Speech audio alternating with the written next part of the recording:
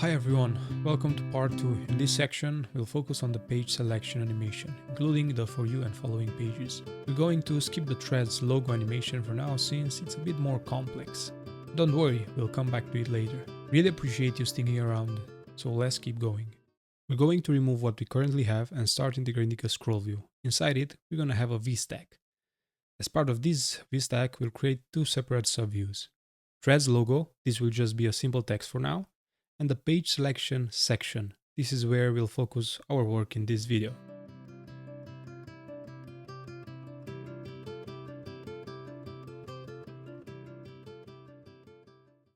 As you can see, the page selection is made up of two fixed strings. What better approach to handle this than using a classic enum? We'll create a new page selection enum with two cases, for you and following, and place it inside our models subfolder to keep things organized. Now all we need to do in our page selection section private view is use the page selection enum inside an H stack. In that H stack we'll add the for each loop that iterates over all cases of the enum. We'll use self as the ID since each case is unique. Inside that loop we'll start with a simple text using a computed property called title from the enum to display the label. Next we'll turn that text into something interactive, like a button, so it can trigger an action when tapped. To keep things clean, let's extract this into a separate view called ConfigurePageSelectionButton.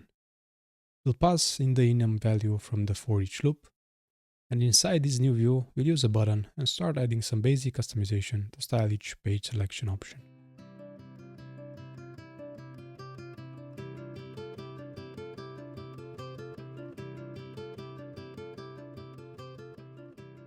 As you can see in the final version, the user can select the page they want, and the changes are reflected in the UI. The font style of each selection updates based on the current selection. To make this work, the next step is to introduce a state variable that keeps track of the currently selected page. This is a powerful approach. By knowing which page is selected, we can dynamically update the font or other styles to match the user's choice. And here, based on the user's current selection, we can also update the foreground style using our custom color theme, giving each selected page a distinct look that matches our app's design.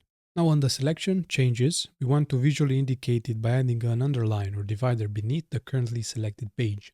We'll use a rectangle with a small height to act like a sliding bar between the two options. To animate this effect smoothly, we'll use a MatchedGeometryEffect, which requires two things. An ID, which we'll define as a static var in our page selection enum, and as far as I remember we already did that, and also a namespace, which needs to be declared at the view level. Finally, we'll apply a vertical offset to the rectangle, so it sits just below the selected item, with some spacing to keep it visually balanced. Let's adjust the font to make it a bit bolder, helping the active selection stand out more clearly. Now you might have noticed that the underline for the current selection sits on top of a full-width divider with a lightly gray color. Let's address that as well. We'll create a reusable subview called DividerView, so we don't have to redefine the divider every time we need it. Trust me, you'll thank me later.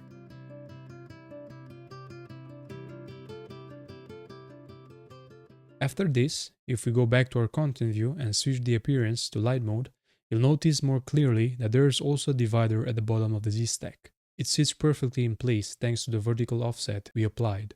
All in all, everything aligns just right visually. That's all for this part. In the next one, we'll tackle the What's New section, basically the top row you see in the main For You feed on the Threads app. Until next time, wishing you all the best.